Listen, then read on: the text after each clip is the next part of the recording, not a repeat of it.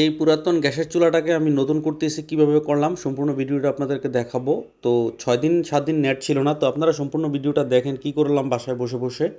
তো আজকের ভিডিওতে থাকতেছে যে আসলে বাসার গ্যাসের চুলাটা অনেক পুরাতন হয়ে গেছে, তো যার কারণে আসলে চিন্তা করলাম সব কিছুই আসলে যত্ন করলে সুন্দর হয়। তো আমি আমার বাচ্চাদেরকে নিয়ে আমার মেয়েদেরকে নিয়ে এই যে বসে বসে আমি ঘষা মাজা করতেছি শিরিষ কাগজ দিয়ে। যাদের বাসায় পুরাতন চুলা আছে আপনারা অবশ্যই আমার ভিডিওটা দেখবেন আর বেশি বেশি করে শেয়ার করে দিবেন। আমি একদম সুন্দরভাবে যত কিছু আছে সুন্দরভাবে ধুয়ে নিলাম চুলাটাকে একদম হুইল পাউডার দিয়ে গরম পানি দিয়ে। আসলে বসে থেকে কোনো কাজ হচ্ছে না, যার কারণে আসলে আহ, বাসার কিছু কাজকর্ম করে ফেললাম। তো আমার কাছে খুবই ভালো লাগে, যার কারণে আপনাদেরকে শেয়ার করে। এদিকে সাফামণি বাবাকে হেল্প করতেছে, কারণ সাফারও ভালো লাগে একটু একটু করে কাজ করতে। তো যার কারণে আপনাদেরকে ভিডিওটা দেয়। এই যে এখন আমি ধুয়ে রোদের মধ্যে শুকাইতে দিয়ে দিলাম গ্যাসের চুলাটা।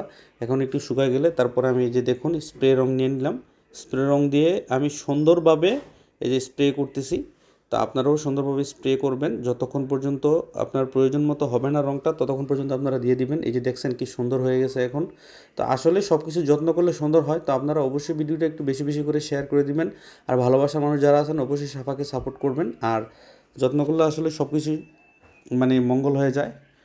তো সেটাই আপনাদেরকে দেখাচ্ছি। তো ভালো একটা কিছু আসলে করতে গেলে অনেক সময় নিয়ে করতে হয়, যার কারণে আপনাদেরকে শেয়ার করা। তো এখন দেখেন কি সুন্দর একটা কালার চলে আসছে। তো অনেকক্ষণ রোদে রাখলাম, তারপরে এটা শুকায় গেল। শুকিয়ে যাওয়ার পরে আমি এখন এটাকে সুন্দরভাবে ফিট করে নিব। ফিট করে একদম দেখছেন চুলা বসিয়ে দিলাম, একদম নতুন ইনটেক্ট চুলা হয়ে গেছে। তো আপনাদেরকে ভিডিওটা শেয়ার করার উদ্দেশ্য হচ্ছে অবশ্যই আপনাদের ভালো লাগলে আপনারা বেশি বেশি করে শেয়ার করে দিবেন। দেখছেন একদম নতুন চুলার মতো হয়ে গেছে। তো আসলে যত্ন করলে সবই সম্ভব। তো ভালো থাকবেন আপনারা এই পর্যন্তই। আল্লাহ হাফেজ। অবশ্যই সাফার জন্য আপনারা দোয়া করবেন।